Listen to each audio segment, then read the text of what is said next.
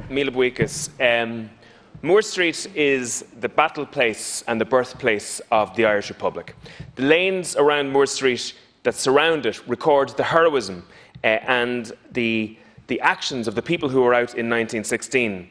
The Moore Street battlefield site was the location of the final stand of many of the volunteers who fought in the GPO.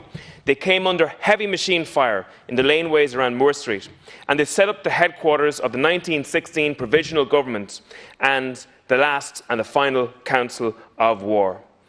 These actions were the precursor to the independent state today, and hopefully to the independence of the north of Ireland some sunny days soon. And the freedoms that we have in this state today are as a direct result of the heroism of the men and women who fought on that battlefield site. The ministers who hold office today, and Minister, think about this, you hold office today in large part because of the actions of the men and women of 1916 and on this particular site. So I'll ask, what is the result of holding office with regards to the Moore Street battlefield site? After 10 years of Fine Gael government, the most important battlefield site of the Republic is shrouded in grime and dereliction. It is a place where people urinate, it's a place where people defecate, and it's a place where traitors are assaulted. Over 100 years after the 1916 Rising, the battlefield site, the birthplace of the Republic, is an absolute derelict site. It is, after all of the talking, all of the bills, all of the forums, it is an outdoor toilet, Minister. It's not an absolute shocking dereliction of duty when it comes to our heritage as a people, as a country, as a nation, and a shocking dereliction of duty with regards to the responsibilities we owe to the traders who operate in that particular site. And it shows the priorities of this particular government. You know, I've been on some of those groups, the committees, the forums. I've listened to the Dáil debates. The net results of all the 10 years of work on Moore Street is dereliction. It has been allowed to die a slow death. And it shouldn't, because Moore Street should present a serious opportunity. It could be an engine of renewal in the North Inner City. It could be a cultural hub that breathes new life into the area west of O'Connell Street. It could be where the historical, cultural, Irish language and commercial interests of this country could operate side by side successfully. A new rejuvenated Moore Street could actually rival the great outdoor markets that are seen in other European cities. But instead, it is a derelict site because of Fine Gael's inaction over the last 10 years. Instead, the government are paralysed. They're waiting for Hammersons, who owned much of the battlefield site. The government's strategy is like the strategy of the previous government, is to defer to the commercial interests of the vulture funds who have owned this site.